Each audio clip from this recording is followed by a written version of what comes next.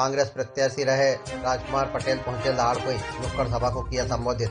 भेरुंदा बुधनी विधानसभा में जहां 13 नवंबर को उपचुनाव के लिए मतदान हुआ तो वहीं 23 नवंबर को मतगणना के बाद जहां रमाकांत भार्गव उपचुनाव में विजयी रहे तो वहीं कांग्रेस प्रत्याशी राजकुमार पटेल को हार का सामना करना पड़ा।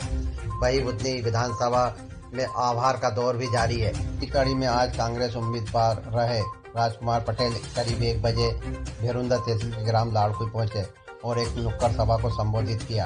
इस दौरान उन्होंने हार की समीक्षा करते हुए कार्यकर्ताओं का आभार व्यक्त किया। उनको एक जगह रोक लिया और 6 बजे वहां की पोटियां बंद करवा दी, नहीं तो 9 बजे तक और पेटियां बंद चलती तो कम से कम 3000-4000 वोट का गड्ढापन को और हो जाता।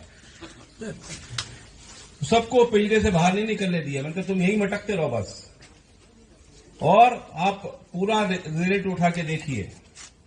12 पोलिंग आपको ऐसी मिल जाएगी जो 80 के आसपास खड़ी मिलेगी। उसमें उस जगह की भी है जहां उन्होंने वोट ठोकी थी, तो 2-3 हजार वोट का अगर मैं वहां नहीं रोकता तो वो बीमारियां और आगे बढ़ती, वो बुद्धि तरफ आती और आगे आती और परेशानी होती। लेकिन जो खुला तांडव हमने देखा, ऐसा आज तक का चुनाव अपने क्षेत्र में कभी हुआ नहीं। मैं आज के इस अवसर पर, क्योंकि लोकसभा का चुनाव पिछला हमें 1,86,000 से हारे, विधानसभा 1,06,000 से हारे, तो नजदीक तो पहुंच गया, लेकिन हार तो हार होती मेरे भाई। और मुझे भी जब पार्टी ने कहा था कि आपको लड़ना है, मन मेरा बिल्कुल नहीं था, लेकिन मैंने कहा यार अगर कांग्रेस खड़ी हो जाए एक बार तो पूरे प्रदेश में जलजला हो जाएगा। वो मैं नहीं कर पाया, उसके लिए मैं आपसे माफी चाहता हूं। सारी गलती मेरी है, आप लोगों की कोई गलती नहीं है। आप लोगों ने खूब साथ दिया, खूब जम के साथ दिया, खूब समर्थन दिया। उठा के देख लो आप, बुधनी 213 से अपन हारे, बख्तरा अपन 3500 से जीते,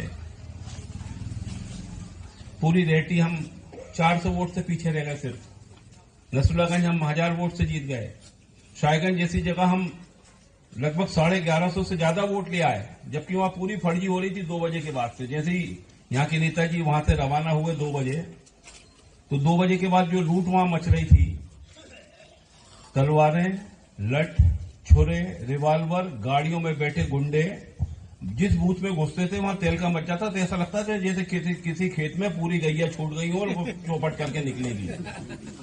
उसके बाद भी हमारा कार्यकर्ता डटा रहा, लड़ता रहा।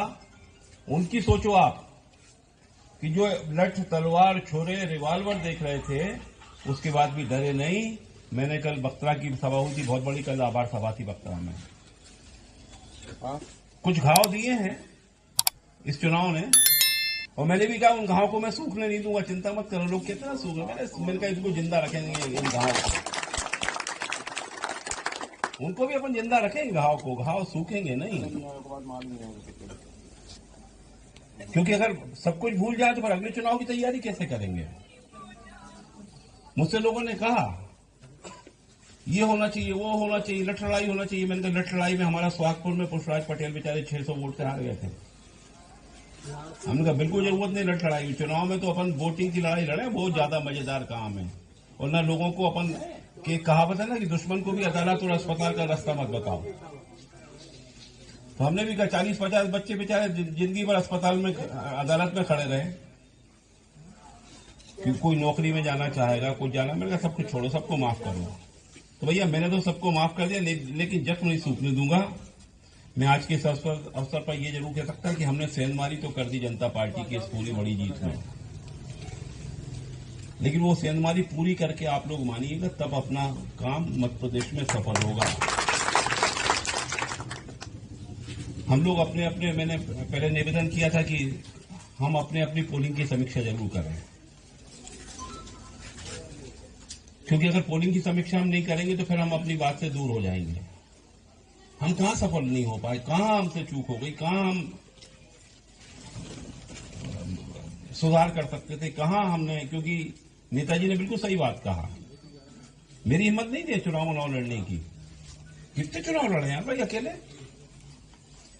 और भारतीय जनता पार्टी जिस हिसाब से चुनाव लड़ रही है, दारू, पैसा, पेट्रोल की पर्चियां जिनने लिए होंगे, अब कितने दिन उनकी दारू चलने वाली है, कितने दिन उनकी पेट्रोल की पर्चियां चलने वाली